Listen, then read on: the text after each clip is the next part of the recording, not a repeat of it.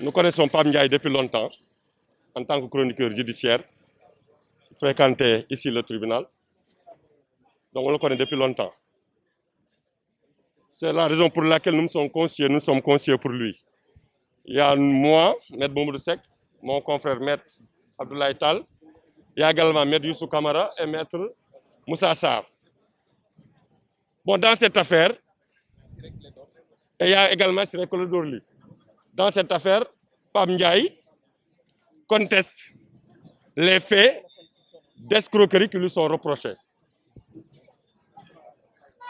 D'ailleurs, c'est la raison pour laquelle cette affaire a été renvoyée. Le tribunal a estimé devoir renvoyer parce qu'il va entendre les témoins. Bon, nous, en tant que conseil de Pam Ndiaye, nous avions estimé, et nous l'avons dit au tribunal, que les témoins ont été entendus dans ce procès verbal, largement même.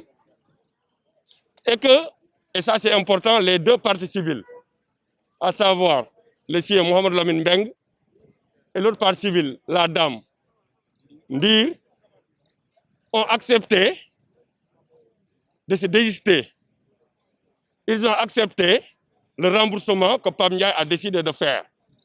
Mais toujours est-il que Pam Ndiaye estime que c'était un prêt que tous les deux avaient contracté à son niveau. C'est la raison pour laquelle il a contesté les faits d'escroquerie. Et nous l'avons dit au tribunal. Et c'est la raison pour laquelle nous avons décidé, nous avons estimé de demander au tribunal de mettre le dossier de côté et d'attendre l'arrivée des deux parties civiles qui étaient en route.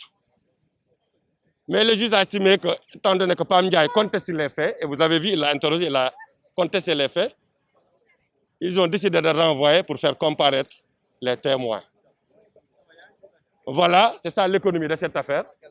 Malheureusement, lundi prochain est férié. L'affaire a été renvoyée au 31. Et à cette date, nous allons défendre Pam Ndiaye dans le fond de cette affaire. Encore une fois, il conteste les faits.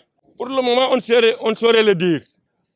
Toujours est-il que nous avons estimé que l'affaire était en état d'être jugée. J'ai par devers moi la décharge que l'une des parties civiles allait signer. En arrivant, il est en route. Malheureusement, ils ont estimé devoir le retenir. Le parquet, de son côté, a estimé devoir entendre les témoins. Bon là, je ne vais pas faire de commentaires. Je laisse à toute personne, aux journalistes, le soin de faire des commentaires. Moi, en tant qu'avocat, je ne peux pas commenter. Mais c'est ça, les faits, je m'en arrête à là.